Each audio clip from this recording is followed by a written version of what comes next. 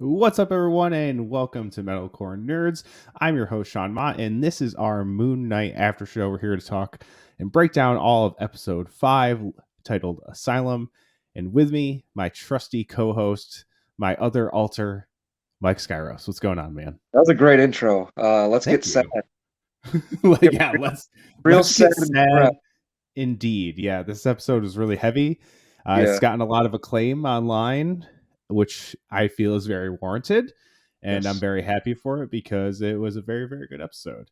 A few housekeeping things. If you're new to Metalcore Nerds, welcome. If this is your first time listening or watching, please subscribe wherever you are. That helps the podcast grow. I actually have some very exciting podcast news that I should be able to share soon, but it's really, really cool. And I'm very stoked for it.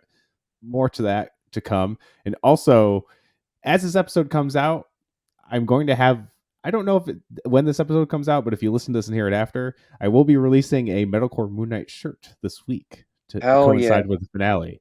I'll send it to you, Mike, to see what it looks like. And it's awesome. That's all I'll say. It's really cool. I'm very stoked on it. And so that will be available to order this week. So if you're listening to this, you might hear it a day early before I actually put it up online. And my friend Greg drew it. It's fucking dope. I'm very stoked about it. I like how all my shirts kind of have a different feel to it, but they're all kind of same, different, but the Yeah. same. So yeah, if you're new, welcome. If you're not new, thanks for sticking around. As you know, if you have it, there's an awesome Facebook group, a Discord. Links are in the description bio to join that and join in the fun with everyone else talking about nerd news and things like that. There are some wild debates that go on there, and it's a fun time. So if you're not a part of that, hit the links in the bio and join that. And of course, if you are listening on audio platforms, Spotify, Apple Podcasts, please rate and review. Helps a lot. It's free, easy, and like I said, there'll be a T-shirt out. So if you want to help monetarily, that's how you do it. Buy some merch. That helps. That A helps lot of too. merchandising. God, yeah, you know about merchandising more than Oh most. yeah. Yeah. More than most. More than most. But yeah, so there's a bunch of exciting things that are happening, especially in the Marvel world that I wanted to talk about. So first off, Doctor Strange: The Multiverse of Madness, as this episode comes Yes. out, will be out in a matter of days. Now there's a lot of TV spots coming out. They showed a minute clip from the beginning of the thing. So I'll stay away from things that people have labeled spoilers that I don't really think are spoilers because we kind of figured it was already going to happen. But anyway, it's exciting. The hype is at an all-time high. I am insanely excited for this movie. I know some members of the press and people at CinemaCon saw the first 20 minutes and they described it as incredibly fast-paced and insane and emotional, which I expected it but didn't expect it. I guess not in the first 20 minutes. And I am over the moon excited for this movie. I have tickets to see it in RPX on Thursday. How are you feeling about Doctor Strange in the Multiverse of Madness? Are you stoked for this too?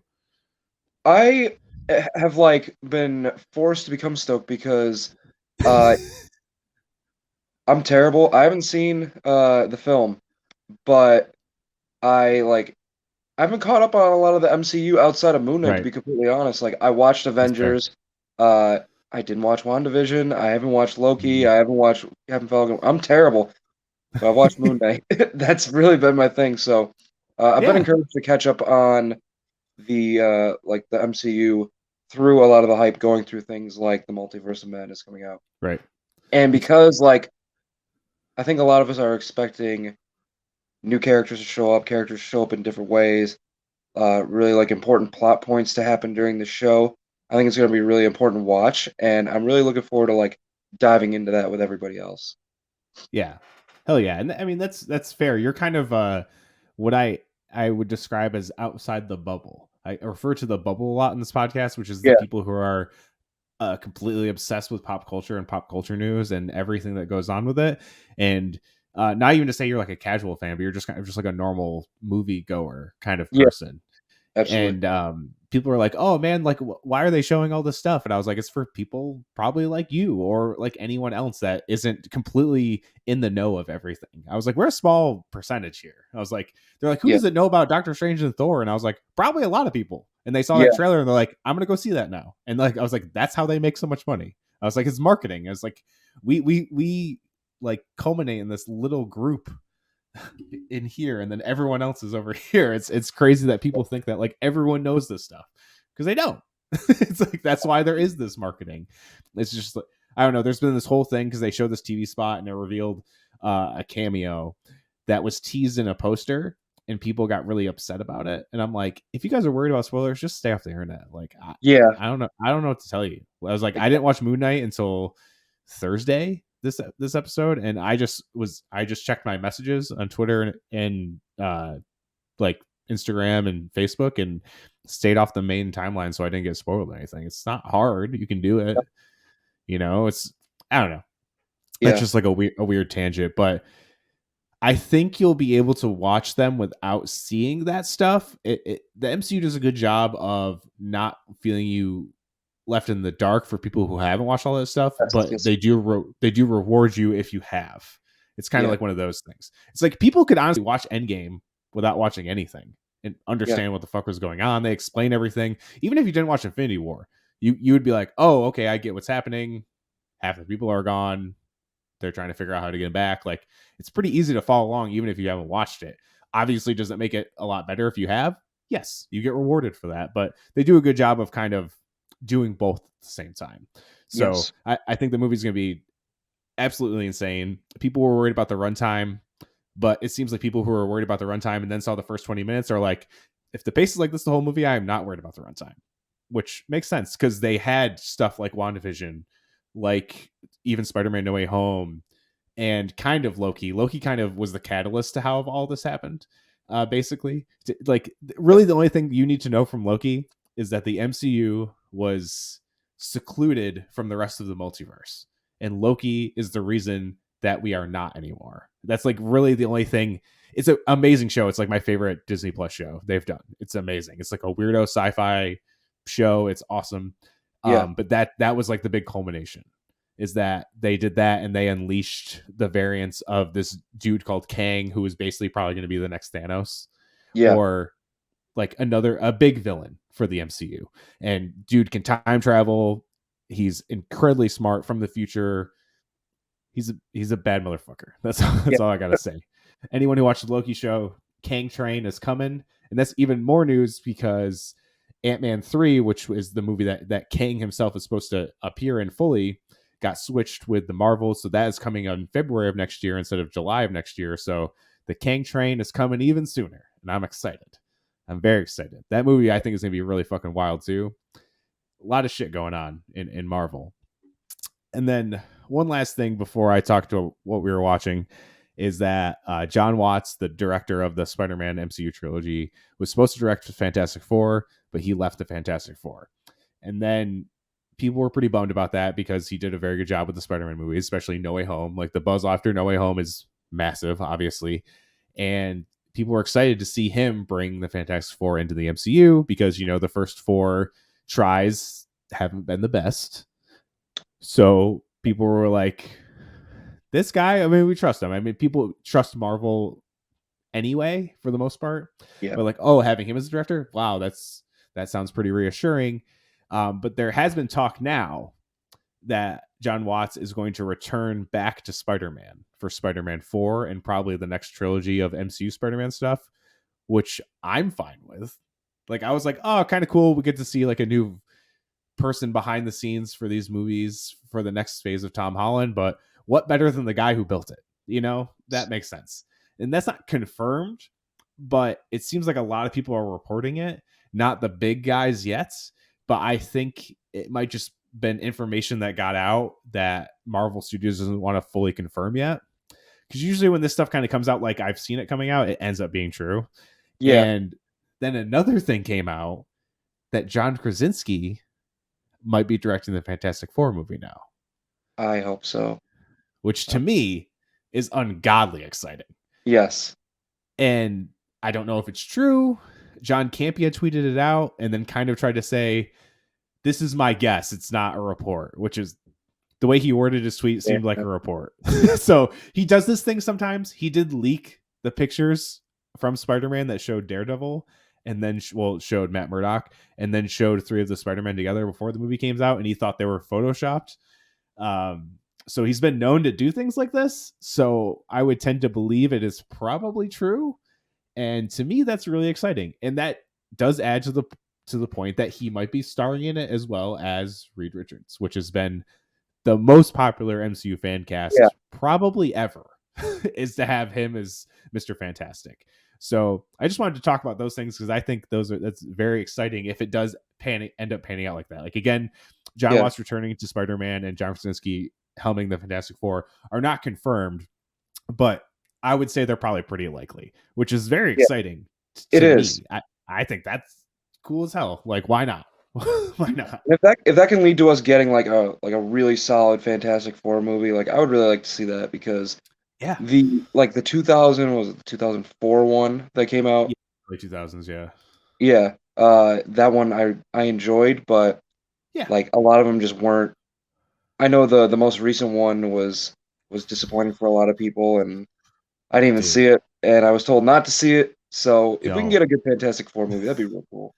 The last one is such a crime because the cast is so fucking good. Yeah, the cast is fantastic. Ah, see what you did there. Oh, that was that just happened. The Yeah, beginning of that movie is actually pretty fucking cool. Like the yeah, origin, and then the rest just happens. Like it literally just happens. None of it really makes sense. It kind of just all falls apart, and then it ends, and you're like, it's over. What?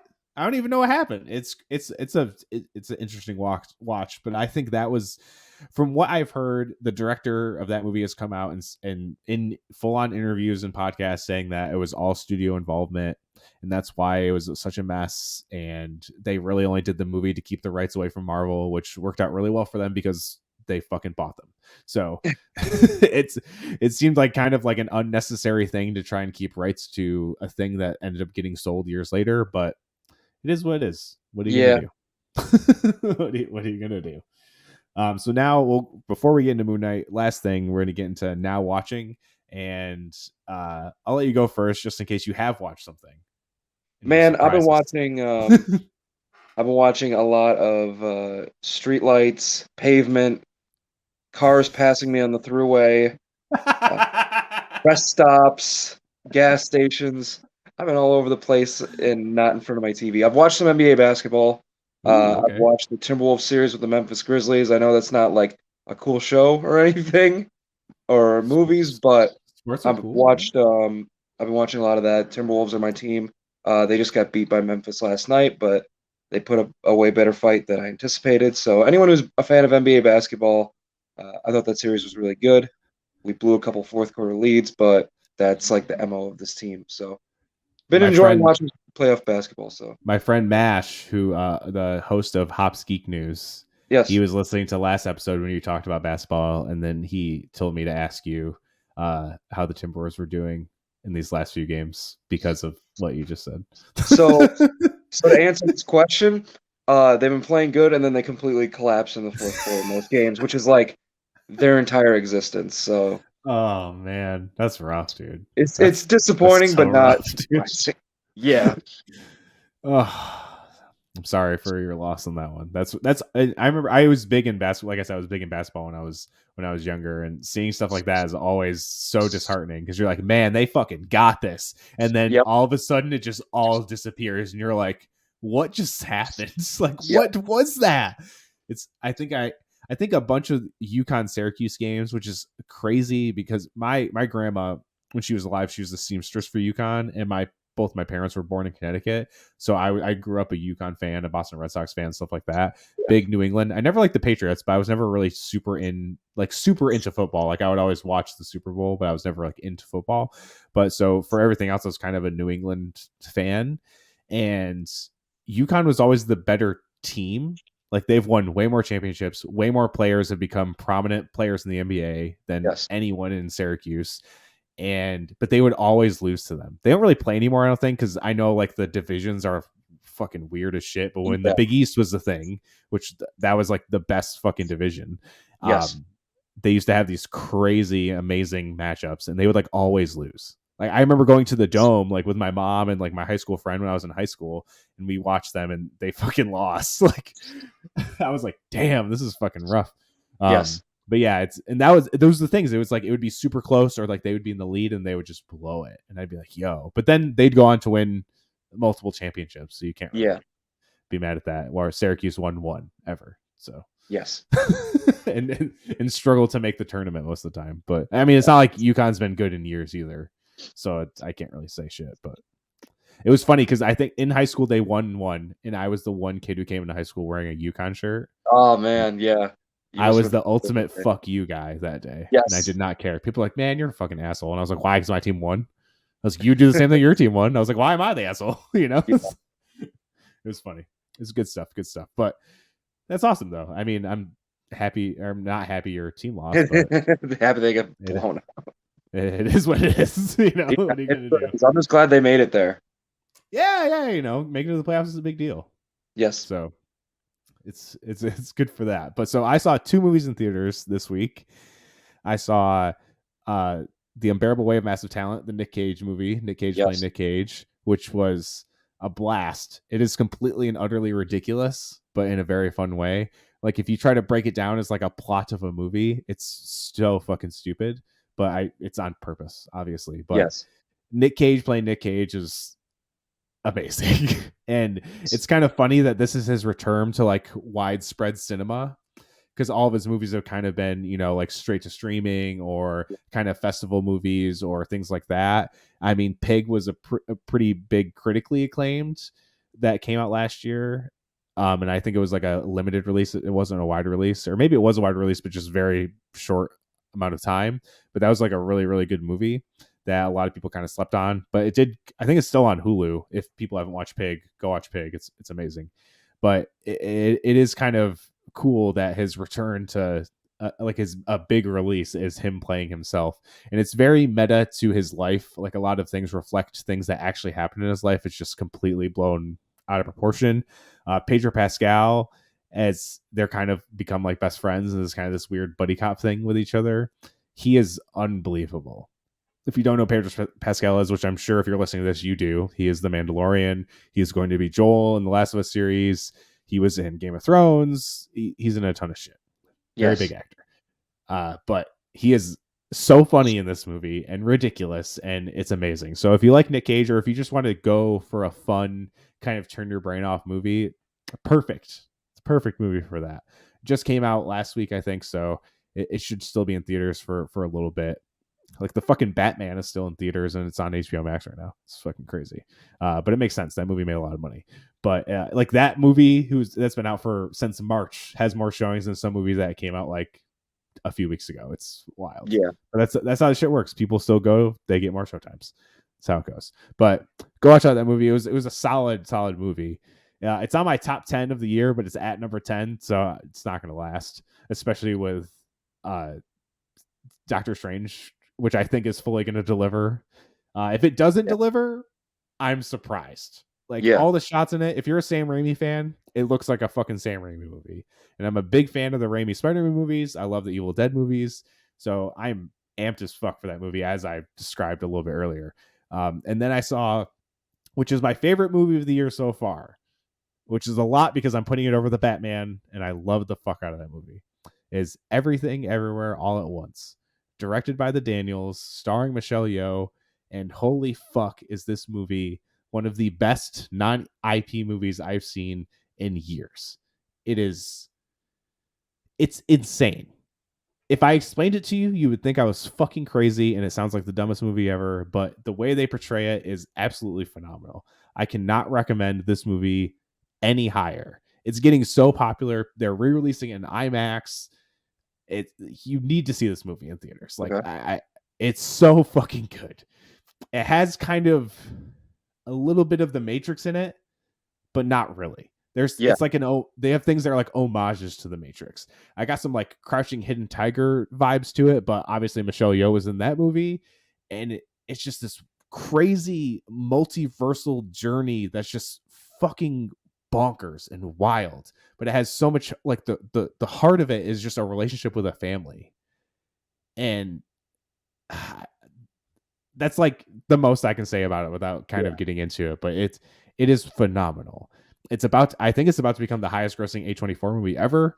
A24 has been on a fucking roll this year. X was super fun. This was unbelievable. They have this other slasher movie called Bodies, Bodies, Bodies coming out that Pete Davidson's in that looks super fun. They have I don't know if anyone's familiar with this, but it's called Marcel the Shell, and it was a YouTube series kind of thing with this like stop motion shell voiced by Jenny Slate, and people like loved it back in the day. Like Sam loves it, and then I get the press emails for A24, and I got the trailer like a few weeks ago, and I sent that to her, and I was like, "Holy shit! I did not know this was a thing," and she fucking freaked out. So I'm stoked for that too. They're teed up to have the biggest year they've ever had. I think A24. So I hope Everything Ever All Once gets some Oscar noms, as they should. I don't know if it's too weird or something, but I think Michelle Yeoh should get nominated for Best Actress. I can't remember the dude's name, but he was in it's his first, the dude who plays the husband, it's his first acting gig or major acting gig since he was a kid in Indiana Jones and The Goonies. Oh wow. And he came back and he's phenomenal. He should get a supporting role. They should get Best Director. They should get Best Picture. Like, they should do it. And the thing that's wild is that the Russo brothers, who did Winter Soldier, Civil War, Infinity War, Endgame, they produced this movie. And one tiny spoiler, it's not really a spoiler, is that the way the multiverse works is the same it works in the MCU, which I thought was really cool. Is Yeah. that if you change something, it doesn't affect your present thing, it creates a different future. So it's like any of these little situations you could have made in your life that you did, it creates another timeline, and that's another universe. And the more crazier it gets, the farther it gets away from you. But I love, and that's actually how time travel is been theorized by like quantum physicists and shit. So when people say, "Oh, time travel in Endgame is really dumb," and I was like, not that dumb, because it's kind of based in like Yeah. reality as much as it could Absolutely. be. Like that's how it should be. It's not like Back to the Future where everything's like a butterfly effect and you change one thing and then your whole future's changed. It's like, no, you just create a different future. And I when they said that in that movie, I was like, oh shit, that's like such a cool way to explain time travel. And then later I was like, they're like, oh yeah, that's actually how like quantum physicists have, predicted that time travel would work. So go watch that movie. That's all I gotta say. Yes. Go watch it. It's great. Great time. It's completely ridiculous. There is a Ratatouille joke that is so fucking funny. I don't want to ruin it, but once you see Ratatouille, and then if you see the movie and you see it happen, you'll understand. Yeah. It's incredible. So good.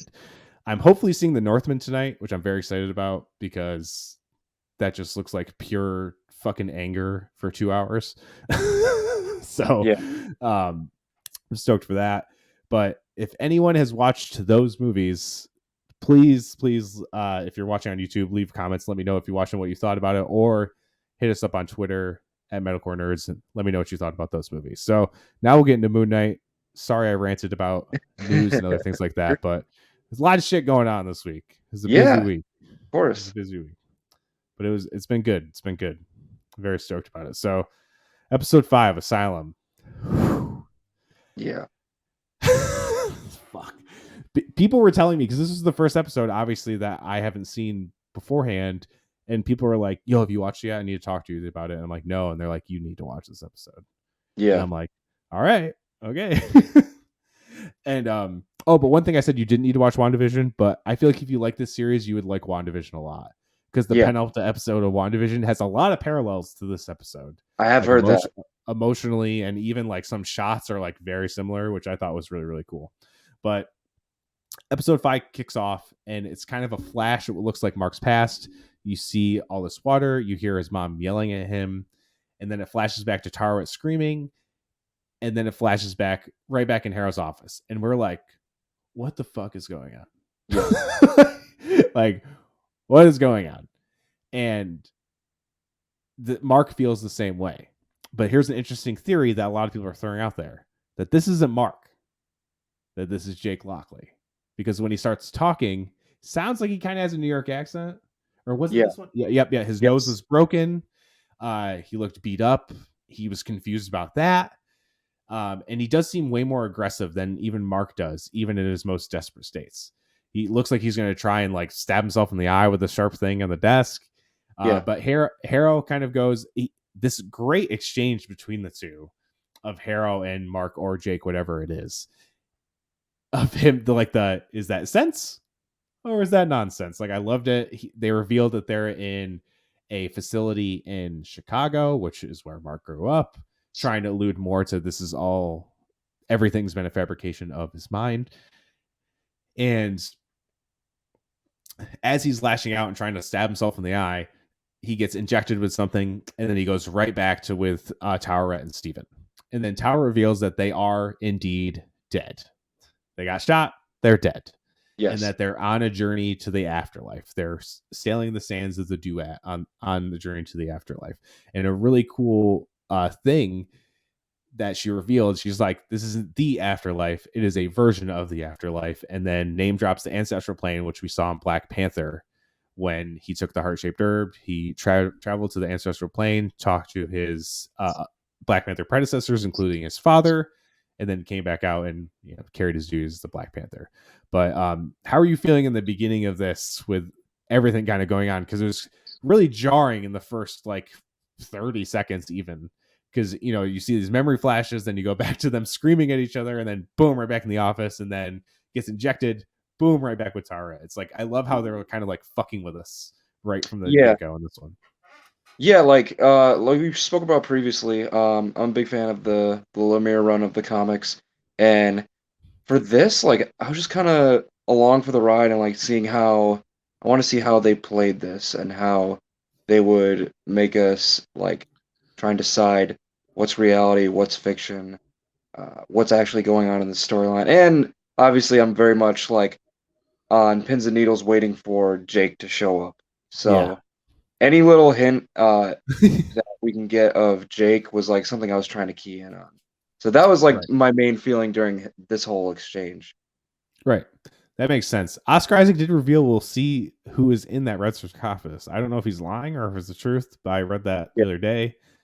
We'll see. Because it kind of seems weird that we might get introduced to a third altar, even though they have been hinting at it this whole time. It just yeah, depends how they do it in the finale. I don't want it to feel like really jarring and kind of shoehorned, but yes, I'm going to leave my judgment until we see how they execute it. But yeah, it's and I'm near the I think I have like few issues left with the Lumiere run, and I'm just seeing more and more how much this parallels it. It's not the yes, same, but there's so many things that are so similar and just done in different ways yeah, that are really incredible. Even what we're about to get into with the past flashbacks and him dealing with his other alters and stuff like that. It's like very I hope Lemire is watching this and is stoked that like yeah. he kind of was like the building blocks of this series. Oh, And I know 1000%. some people have it's kind of weird. So obviously when you get paid to do a job, you get paid to do your job, and then there's usually no kind of like you just get paid for it and then it's over. You know what I mean? Like that's how shit works. Like Yeah, even for me, like I'm a designer. I get paid for my design. If someone sells a t-shirt I designed, I don't get royalties for the t-shirt I designed. I get paid for the design and that's it. Things like that. I pay for an album art, I don't get a cut of the album sales. I just made the album art, things like that. So this is my kind of comparison, because I know a lot of people kind of advocate for comic creators to get more money when they are obviously using something as a big reference, or if they're using art styles as the same, stuff like that. And I get it to a point. But the thing is, they already got paid for it. yes, And them working for Marvel allows almost all of these people to go on and make their own creator owned books. And some comic books creators even come out and say, hey, like I get you guys saying this, and like if they gave me more money, I'd be totally cool with it. Obviously, it'd be kind of nice, but they're the reason I can do my own thing now. Like I got to create something that was super awesome with them, and now I get to do whatever I want because of it. Because yeah, it made put my name in the spotlight, gave me my big break, and now there's that. So it's like a weird thing that I don't like to get into arguments with it, because I get it. The MCU makes a fuck ton of money. Do they have enough money where they can shell out to these comic creators? Yes, they yes, do. But when people are like they should pay them, it's like, well, they did, yeah, you know. yeah, And I'm sure there's some sort of pay structure with sales. Like I'm sure they get bonuses about sales. And guess what they do before all these shows come out? Volume sales skyrocket. They make completed collections. Like they put a completed collection of the Lumiere run and the Bemis run out at right before the show is coming out. And Yeah. they did the same thing with Hawkeye and the Fraction run. I think there's already collected editions of the Jason Aaron run that will be heavily influenced for Thor: Love and Thunder. It's like people are going to go and buy that stuff, and I'm pretty sure they get a cut of that. I could be wrong, but I would imagine in something like that of creating a book, like people get more money when you sell more books. So I would imagine they still get a kickback in that. So it's like, in a way, they kind of are, or they're at least bringing more relevance to their name, because there's a million channels that are breakdowns that point out, or even podcasts like me that bring out, that just are pointing things out, or it's not a scene by scene breakdown, but it's like, hey, this is like, we've been talking this whole time about how there's so many parallels between this and the Lemire run. There's a ton of them. Yes. Yeah. Especially the Asylum. Like when they first did the Asylum, like me and you were both like, oh my fucking God, they're doing Yeah. it. Like, you know, like any Lemire run fan was freaking out when they saw the Asylum. So I guess that's my view on that kind of thing, the comic creator versus, like, if they did give them some money, like I wouldn't be like, oh fuck you, that's stupid. It's like it makes sense, but it's like, to say they didn't get paid for it is taking a lot away from the whole situation. Yeah. Because if you compare it to your real job in any situation, like, you don't get more if you come up with a No, cool idea absolutely not. job. Yeah. Maybe you get a promotion, but it's not like they handed you a fat bonus check for making a cool idea for doing your job. Like, you got paid to do your Yeah. job. That's how it is. Like, I Right. don't know. It's just the way I see it. I don't know if it's like just because of my perspective on it, especially being someone like a freelance graphic designer and Yeah. being like, yeah, if I had a shirt and they're like, oh man, it was the best selling shirt ever, I'm never going like, oh, you should give me a chunk of that. Like, I would never say Right. that, you know, Right. like, ever. Like, that's crazy to me. But it is what it is. But so I love the character design for Tara, honestly. The way it Yeah. moves, the way the kind of actor kind of like licked his lips, or kind of like the way she talked and everything like that. And I saw she posted a picture of her from behind the scenes, and they did the same thing with Thanos, kind of, but they had like a pole that like attached to their back, and it was like the Thanos head, because Thanos is obviously like fucking 8 feet tall or some shit, very Yeah. tall, taller than Josh Brolin. So he'd have to kind of wear that. So they had a line of sight, and she had the same thing with the hippo head, and the hippo head actually looked really good.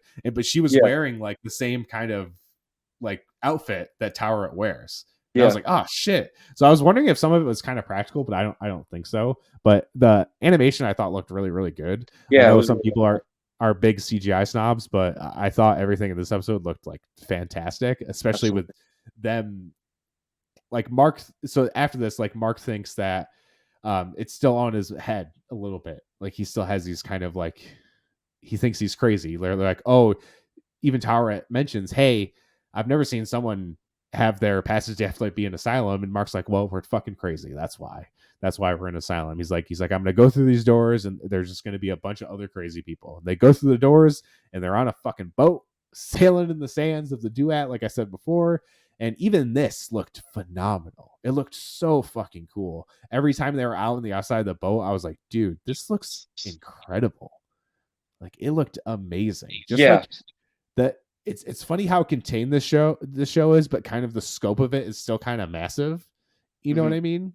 Like, they've went from England to Egypt to, you know, like, going through these tombs in Egypt, and now they're fucking in the afterlife and shit. Like, Yeah.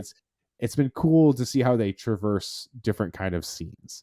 And I've liked that a lot. And then Tara kind of says, hey, we have to judge your souls. If the scales don't balance, or if they balance in the favor of your hearts rather than the feather, then you're going to get frozen in the sands. That's it. If not, you'll go to the field of reeds. And that becomes, she takes their hearts out of his chest, which I was like, I kind of almost thought she was going to like fucking Indiana Jones rip out some real hearts. But I guess that Yes. would be a little too much for a Disney Plus show, I guess. But Yeah. it was cool. They came out like stones, because I really didn't know what to expect. I was like, oh shit. She just fucking goes in their chest. Yes. And then she puts the 2 stone hearts on the scale, very unbalanced. And she says, hey, we have some time. You guys should, like, all your memories are in there. You should guys go open up to yourselves and revisit everything. Now, getting ahead of myself here. I thought the third heart of Jake Lockley was going to be the one to balance it. Same. It ended up being quite opposite, but it made sense how the way it went Yeah. when we get to that. But I really thought that third, like I was like, oh, that's it. That's how they're going to do it. They're going to figure out there was the third altar. Boom, the three hearts balanced it out. But it went a different way. It does make sense. So I'm not even mad about that. So they go back into the asylum, and this sort of shit gets fucking real. So they end up they kind of go through the hallway, and they're seeing all these memories of what's happened in the show. They saw the ending of the first episode. They saw fucking Khonshu and Mr. Knight rewind in the sky, and even Mark's like, whoa, that's wild, which I thought was cool. Very Yeah. kind of like we thought the same thing watching it. So I was like, oh, Yeah. that's pretty cool. And then Steven goes through a door. They're in a cafe, a bunch of zombie looking dead bodies in, and it's revealed that's all the people that Mark has killed while being Moon Knight. And Steven is disgusted. He's like, are you fucking serious? And he's like, hey, they're all bad people. And he's like, you remember all of them? And he's like, you try and take a life and see if you forget. And I was like, damn, that's pretty Yeah. harsh. And That's that's a heavy. lot of people. He took out a lot of people in those Yeah. times. And then a kid walks into the cafe. Steven's like, why is there a kid in the room with all the people you killed? And then he follows him and then locks Mark out. And then they wind up in a backyard. It's Mark's backyard when he was a kid. His family's there. And then we find out that he had a little brother named Randall. Old Randall. And so, fun fact, the mom is the wife of the guitar player Josh from Stick to Your Guns. That is a fun Little fact. little metalcore nerd fun fact. There you go. That is the literal metalcore nerd fun fact. We can only bring you that here. Only. You will never find that out anywhere Never else. find it out anywhere else. Never. I thought that was really cool. I was like, well, my friend mentioned the other day, and she's like, oh yeah, Josh's wife is supposed to be in this at some point. And then as soon as they showed her, I was like, oh shit, she is like, that's her job. She's an actor. She's been in some other stuff. But him telling Austin, who did the Hawkeye show with me, was like, oh yeah, she's supposed to be in the show at some point. I don't know, like she's just in the show. And I was like, oh shit, that's fucking cool. And then as soon as I saw her, I was like, oh shit, that's fucking dope. I was like, that's awesome. And she killed this role. Like, honestly, oh yeah, I'm stoked she got to like. She's probably only in this episode. Maybe there's some more flashbacks in episode 6, but I'm kind of thinking probably not. Maybe though. Maybe I don't really know. But man, she fucking nailed it. Did very well. So Mark wants to go play in these caves that are behind their house, and his mom says, hey, look out for your brother. And then we see Mark say laters gators, as what Steven says to his mom when he's leaving the voicemails in previous episodes, like episode 1, which I was like, damn, he really had to say laters gators there. Kind of set the tone for what is the rest to come, honestly. And it starts raining super hard as they get to the caves. Randall's like, mom said we're not supposed to go in there, and Mark's pretty much like, don't be a pansy, let's go do this shit. Yeah. They go in, Steven's following them through. We don't see it actually happening, but you see the water like rushing and Mark screaming. His brother drowns. Rough. Yeah. Awful. Terrible.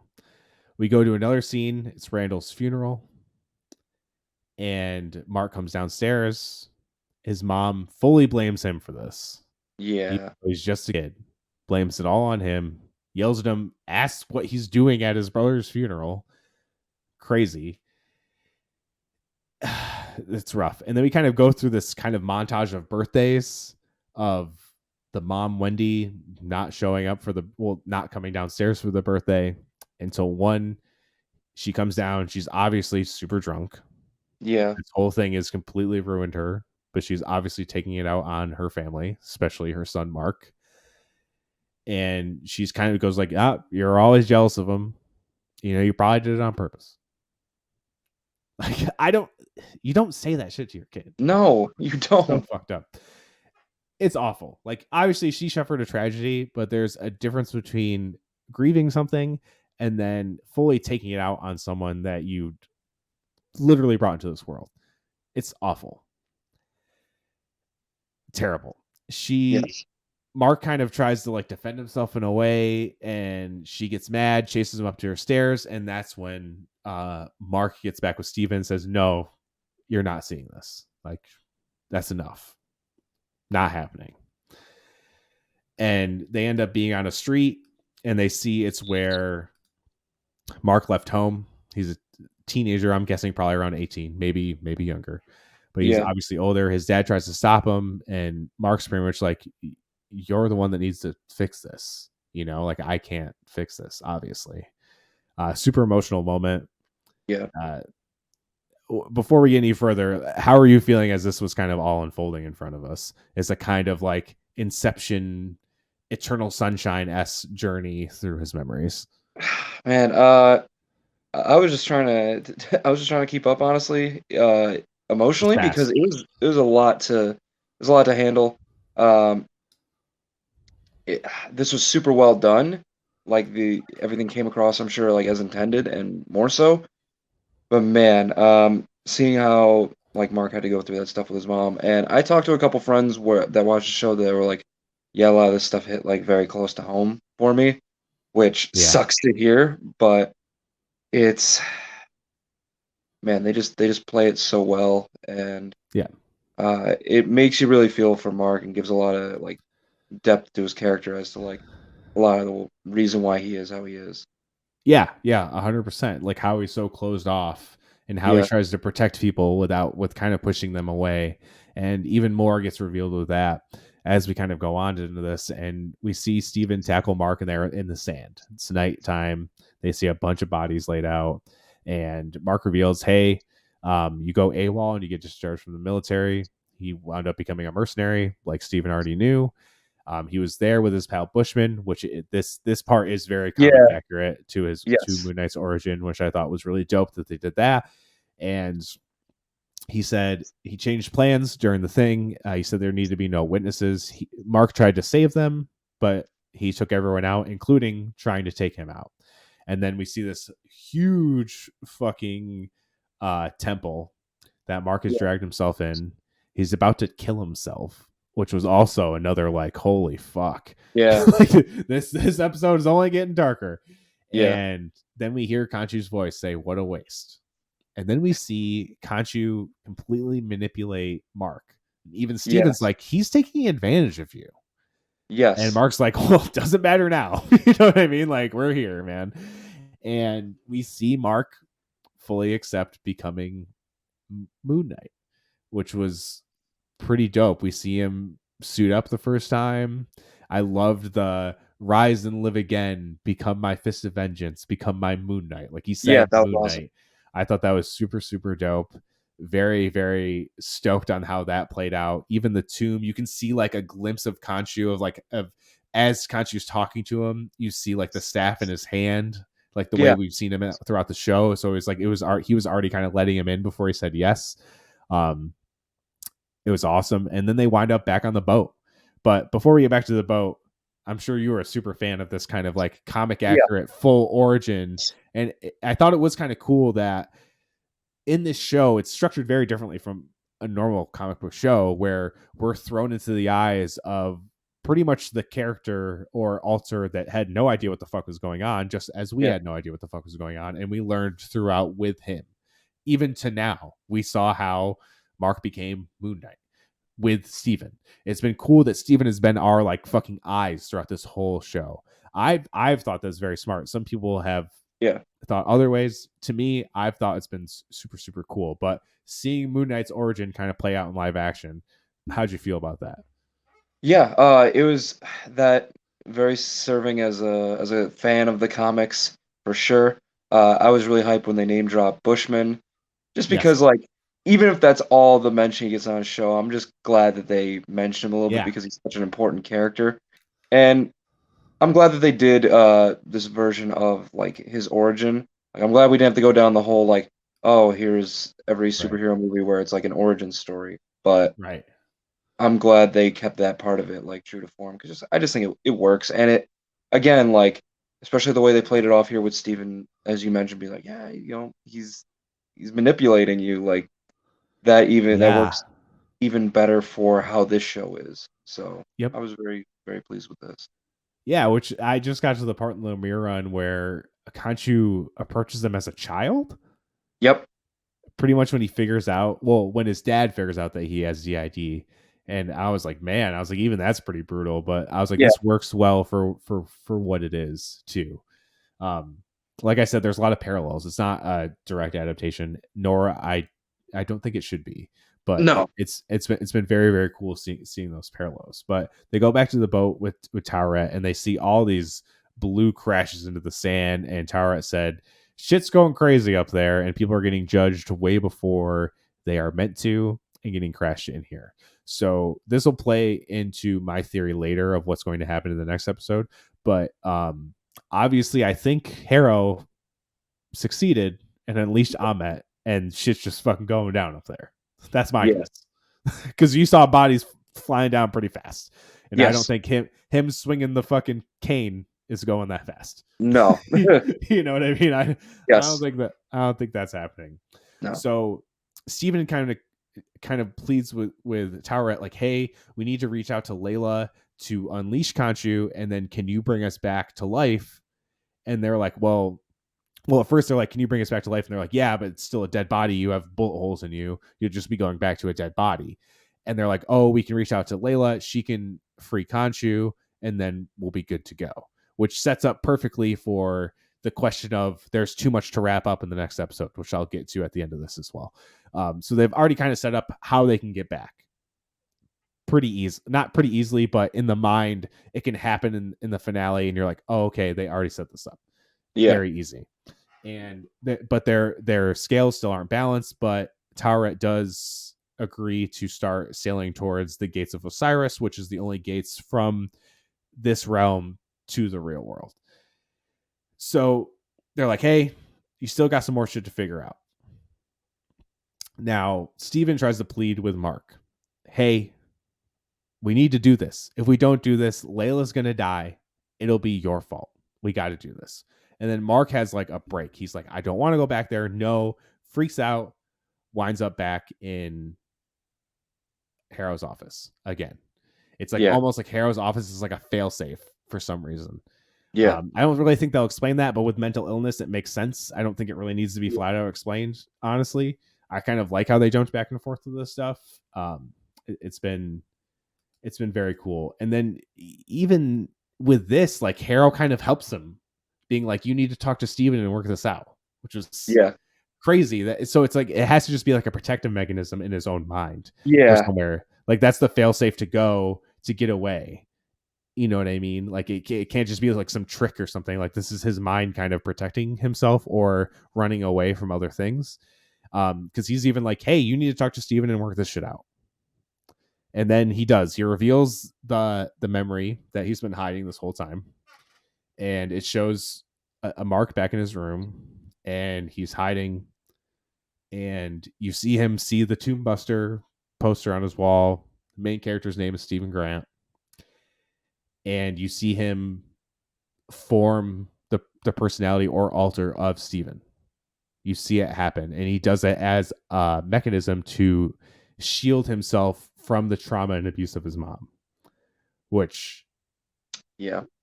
was incredible storytelling, heartbreaking, Yeah. and makes a lot of sense. Now, Steven is super upset by this. He's like, I don't remember a mom like this. I only remember a really nice mom. But as we've seen, that's why. Yeah. He created this as like a protection for himself from this trauma. And man, so this is like not a thing I talk about all the time publicly, but like you said, people you talk to and this shit really hit home. Like this shit hit majorly home for me. I grew up in a home that my dad was abusive to me when I was a kid. So it wasn't this circumstances. I didn't, accidentally kill my brother or anything like that. He was just an alcoholic who didn't really understand his life or what he wanted or whatever. I don't really know why. His dad died him, I think. But so seeing this kind of represented in like a superhero show saying like, oh, superheroes go through this shit too, which Marvel Phase 4 has done an amazing job at. They've dealt with racial issues, with like PTSD, with grief, Like they're really diving deep into these real life rough scenarios, Yeah. and I'm very thankful that they are doing things like that. And I think it's really important. And I think it's how they can continue to grow and expand, is that making these characters even more relatable and even more connected to people, that they can go, hey, that's me. And I love that they're doing stuff like that, especially in these Disney Plus series. They've all been really focused on some form of trauma mostly, Yeah. and I can't applaud them enough for it. I know some people have their whatever about the MCU, superhero fatigue, whatever. I love the MCU, and this is part of the reason why. It's been my favorite part of Phase 4 in particular, is that they have not shied away from things like this, and they've actually dove deep into them.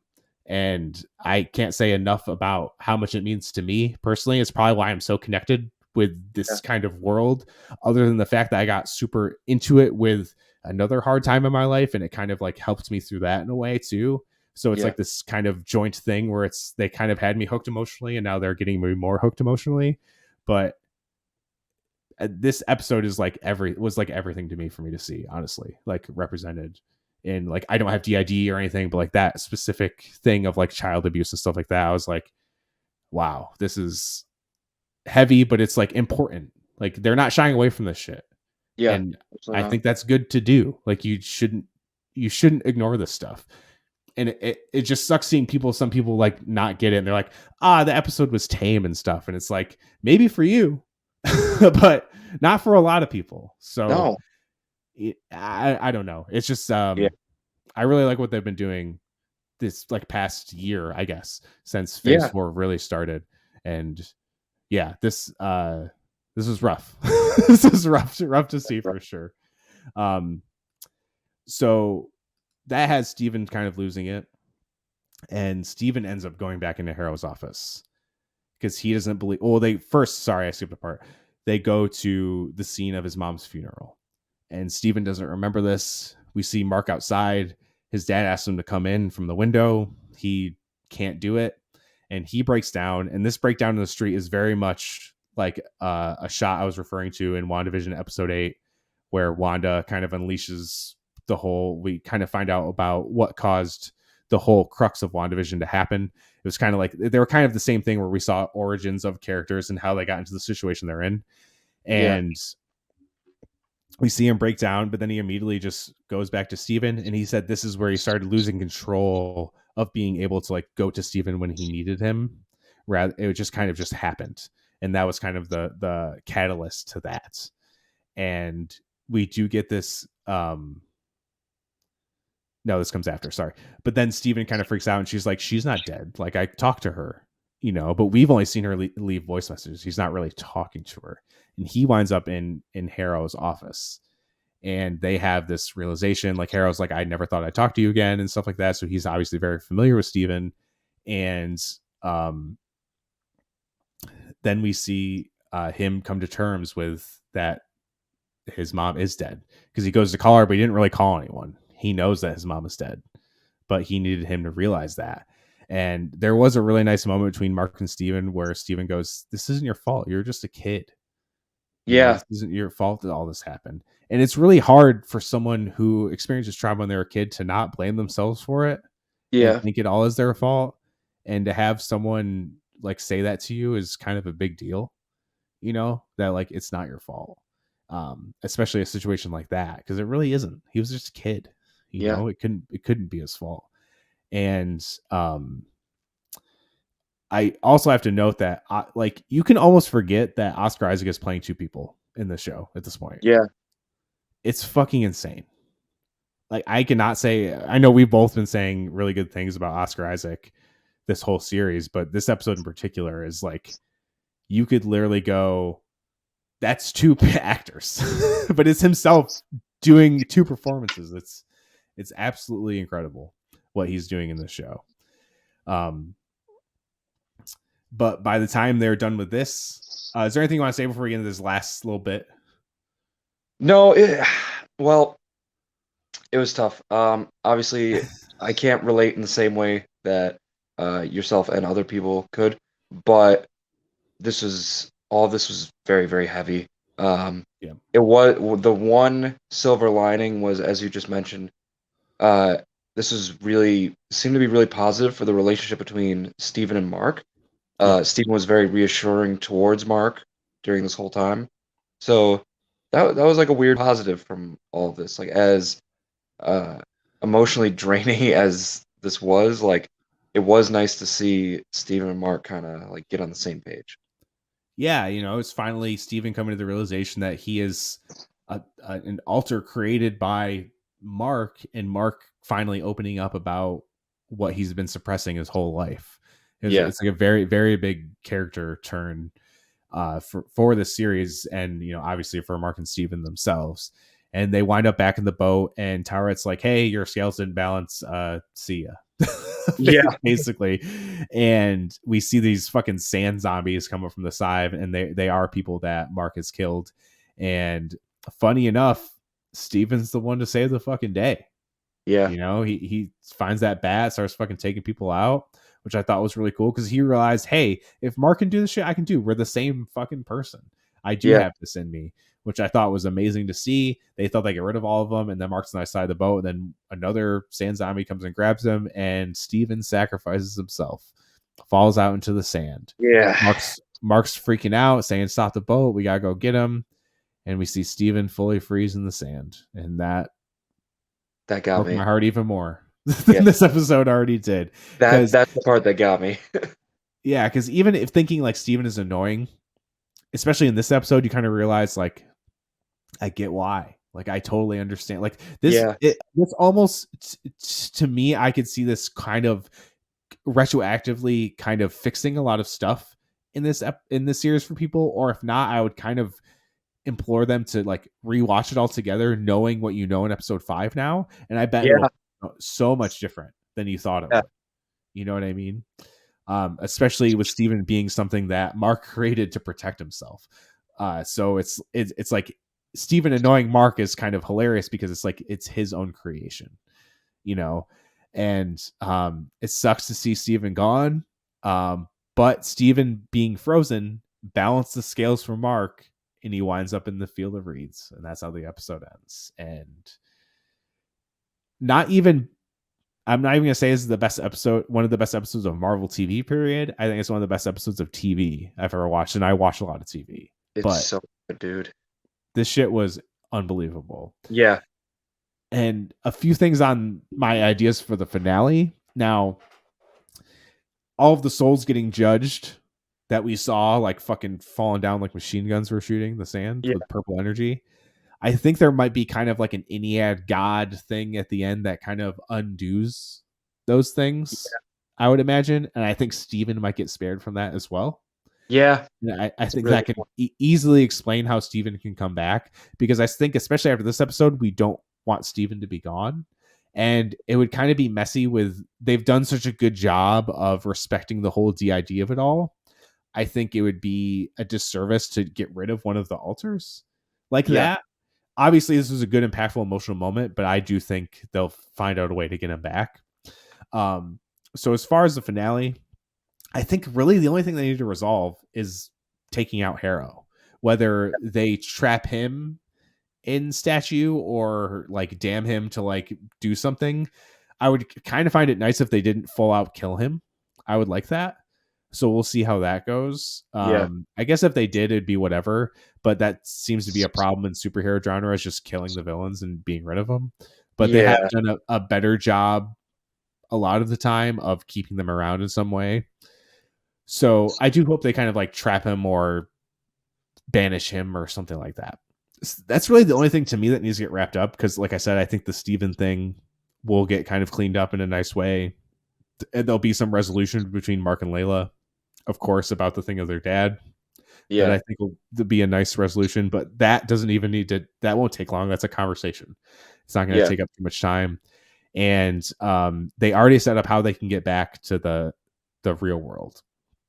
Obviously, we have to see how he gets from the field of reeds to the real world, but yeah, we'll see how that goes. But maybe he talks to like Anubis or some other Egyptian god, and it's like, hey, uh, Harrow's fucking shit up, and I'm the only one who can stop it, or something like that. You know what I mean? yeah, And I'm sure they'll find a way. And they're like, maybe that's an easy way. Like if he does talk to like Anubis or something like that, and he's like, you need me to bring me back, but I need Khonshu, and he frees Khonshu or something. And because like Anubis is like the biggest god of judgment in Egyptian Yes. lore, so I could see it being him. And he is a pivotal point in the Lemire run too, of kind of helping his journey back to the real world and shit like that. So Yeah. that would make a lot of sense, and that could be done in the first fucking 5 minutes. You know what I mean? Because Yeah. the episode is like 40 something minutes long, which I Oh, guess is the yeah. shortest of the series. Yeah. Um, but it's kind of still in tune with all the lengths of the episode anyway. And they're like, oh, there's so much to wrap up. And I was like, not really. I was like, he's really just got to get back, confront Harrow. I'm sure Steven will come back, and maybe we'll see some hint of Jake Lockley. Like I said, Oscar Isaac mentioned we would know who's in that third sarcophagus or second Yes. sarcophagus. But maybe not. I don't know. Like I don't think this is the end of Moon Knight, so there is so much more to No. explore. I would even like maybe a season two. Oh my god. Um, I would guess, but You I can do play think he's home. going to show. Yeah, dude. I mean, I would love to see a season two, and Yeah. because not a lot of these series have been getting season twos. Like Loki Yeah. is the only one getting a season two out of all of them, because Falcon and Winter Soldier's going on to Captain America 4 and stuff like that. Like I think all the other ones have been limited series, and Loki's the only one who's getting a season two. So it would be nice for this one to get a season two as well. Um, but yeah, I mean that's my ideas on the finale. It's kind of predictable in ways, but I don't really care, because this episode kind of like achieved a lot of resolutions that I wanted to see from the beginning. So it's like this episode let me so satisfied. I'm like the finale just has to wrap shit up, and I'm cool. Like I'm good. I'm good. Yeah. So what do you think? Do you have any other ideas for what could happen in the end? Yeah. This is the first time I've heard about the runtime from you, so Mm. I would have bet money before this conversation that would have been a longer runtime just to like flesh out a lot of that stuff. But you Mhm. make a good point about there really isn't a ton to wrap up. I think it just seems No. like a lot because of the distance between like he's in the literal afterlife. Yeah, yeah, yeah. He's a get back to the mortal plane and then like get Khonshu back and then Moon Knight and then Arthur Harrow, but like it's really not that much now that you pointed out. Um, No. I want to see some sort of resolution with uh Jake Lockley. Like Right. I, I need it. I need it for me, for selfish reasons. Like I want to see Yeah, that. I feel like people will be really upset if he's not involved in some way, Yeah, or like a big hint to him being existing. yeah, Like if they leave off with like almost like a wink at the audience that like Jake is in control or something right now, that would be kind of yeah, cool. Just as long as they kind of like more so confirm it than all the stuff they tease with it, as long as they give us like a good enough like hint towards it that we're like, yes, okay, there it is, cool. yes, um Whether that be the post-credit scene where we see a little glimpse of Jake, or the post-credit scenes like I said before, where that's kind of an allusion to the Midnight Suns, or a team up with Blade or Black Knight, which might yes, not even happen. That's just like something, if I saw that, that would be fucking cool. yes. It um would. I know nothing of this. Yeah, um but that would be cool. But if they don't, it's has been like all of the shows have been pretty self-contained to themselves. Like yeah, the title of the show ends up being what the show is about, which, you know what, makes fucking sense. Like yes, and it's been cool for these shows to be building blocks, and then the movies are the big epic sprawling crazy adventures. It's been cool to kind of have the time to sit back and have these big character journeys, instead of everything being a crazy, because if everything is crazy, then nothing is crazy. right. So it's cool to have these like building blocks of the foundation in this stuff, and then it all culminates together. It's a smart way to do things, in my I opinion, agree. to keep things going and keep things fresh, where not everything feels the same. Because like I said before, this doesn't really feel like a Marvel show to me, at least. This episode reminded me of WandaVision, but WandaVision was very unlike anything Marvel has done, until like the finale felt very Marvel, but the first 8 episodes did not. So it's been cool to see the MCU. A lot of people say it's like very formulaic and all the same, but I completely disagree. I think they've been taking a lot of big swings since Phase Yes, 4, doing a lot of different shit, and maybe sometimes they all end in weird and big climactic fights, but I don't know. The stuff before it feels different to me. So that's why I gotta say. Yeah. But hell yeah, man. Oh, congrats last weekend on defending your title, by the way. Thank you very much. Yeah, that was a blast. Um, And the train keeps moving. Like I got 4 matches this weekend, so it's good to be busy. oof. You have 4? I had Thursday, Friday. I have a Oh, okay, ladder okay. match today, and I have a match I, tomorrow. I thought you meant like 4 from today. And I was like, Oh whoa. God, I no, was like, yo, I was like, you're on like no. speedball Mike Bailey shit and WrestleMania Yeah, weekend.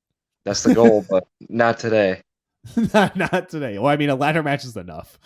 Yeah, I try not to die. Like Yeah, it please will be don't. good. Please don't die.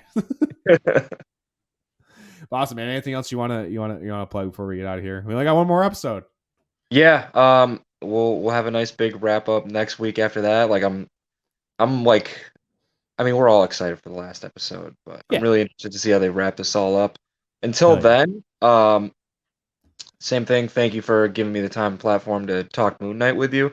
And Always. if you want to check out anything related to me wrestling wise, it is at Mike Skyros. It's like the name says, that's all my social medias, so come check me out Hell there. yeah. Fuck yeah, man. So yeah, one more episode and then we're done with Moon Knight for now. But on Yes. to the Multiverse of Madness and everything else that's coming our way, which is a Yes. lot. There's a lot Yeah. coming. There's a lot coming. So awesome, man. Thank you for joining me Thank you so much. in this journey. And until next time, see Yes. you later, nerds.